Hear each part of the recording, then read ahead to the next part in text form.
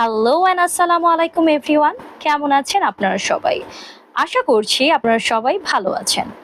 ইদানিংকাল আমার অনেক পোস্টের কমেন্ট সেকশনে এমনকি ইনবক্সে আমাকে অনেকেই জিজ্ঞেস করেন যে অনেক তো আমাদের রিলিজিয়ন নিয়ে রোস্টিং করেন, রিপ্লাই ভিডিও করেন, বাট নিজের ধর্ম নিয়ে কোনো ধরনের কথা বলেন না।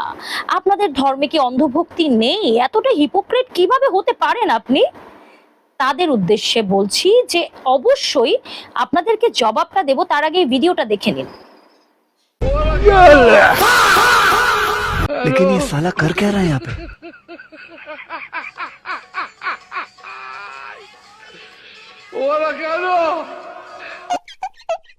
দেখেছেন এই খালা কিভাবে ডিগবাজির পর ডিগবাজি দিচ্ছে?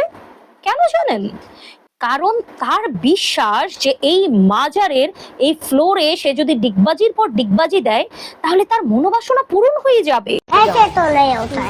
তার মনে নিশ্চয়ই এমন কোনো বাসনা আছে যেটা কিনা আল্লাহর কাছে নামাজ পড়ে পূরণ হবে না, কিন্তু মাজারে গিয়ে ডিগবাজি খেলে হবে।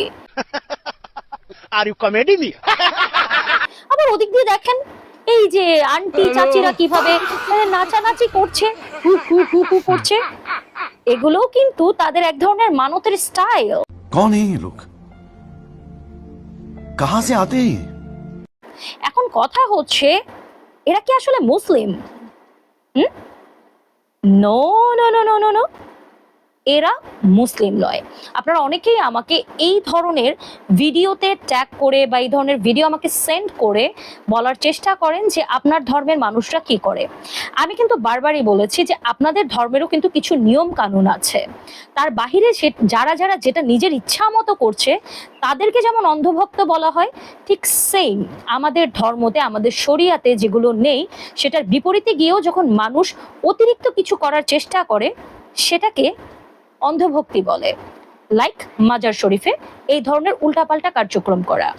কারণ মাজার শরীফ হচ্ছে এমন একটা জায়গা, আপনি কবর বা মাজার শরীফ এই দুটোকেই জিয়ারতের জায়গা বলতে পারেন, যেখানে আপনি গিয়ে যার কবর বা যার মাজার তার জন্য দোয়া করতে পারবেন।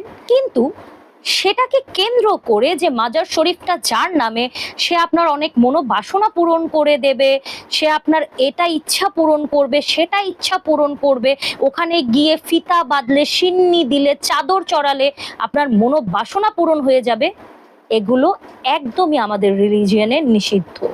মাজার শরীফ শুধুমাত্র জিয়ারতের জায়গা। এখানে যে কোনো ধরনের অতিরিক্ত কোনো কিছু করা আমাদের ধর্মে সম্পূর্ণ নিষিদ্ধ।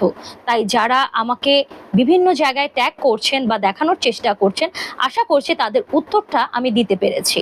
তো আমি যেখানে অন্যান্য অন্ধভক্তি দেখাচ্ছি সেখানে আমি আমার ধর্মের অন্ধভক্তিটাকেও কিন্তু লুকিয়ে রাখলাম না। তো এটাও কিন্তু আসলে অন্ধভক্তি। তবে আপনারা যারা মনে করেন যে সব মুসলিমরা মাজারে বিলিভ করে, মোটেই না। 1% বা 2% মুসলিমরা হয়তো বা মাজার বিলিভ করে বা মাজারে গিয়ে এটা ওটা করে, কিন্তু মেজরিটি মুসলিমরাই কিন্তু মাজার শরীফে বিলিভ করে না।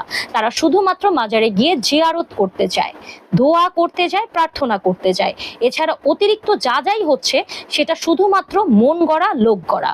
আর আমি একজন সচেতন নাগরিক হিসেবে এতটুকুই বলবো, আমার দেশে যত মাজার আছে এটা অবশ্যই সরকারের অধীনে নেওয়া উচিত, যাতে সেখানে কড়া নিরাপত্তার সাথে এই ধরনের নোংরামো, ফাজলামো, ফাতরামো গুলো যেন বন্ধ করা হয়। তো সবাই ভালো থাকবেন। বন্ধ করা হয় কি? আমি কি কথা ঠিক বললাম নাকি আমার কথায় কোনো क्लियर ना बेजाल আছে? অ্যাজ অলওয়েজ সেইড, আমি কখনোই অন্ধভক্তিকে সাপোর্ট করব না, আর অন্যায়ের পক্ষে কখনোই কথা বলবো না, হোক সেটা অন্য ধর্মের ক্ষেত্রে বা নিজের ধর্মের ক্ষেত্রে। So bye bye.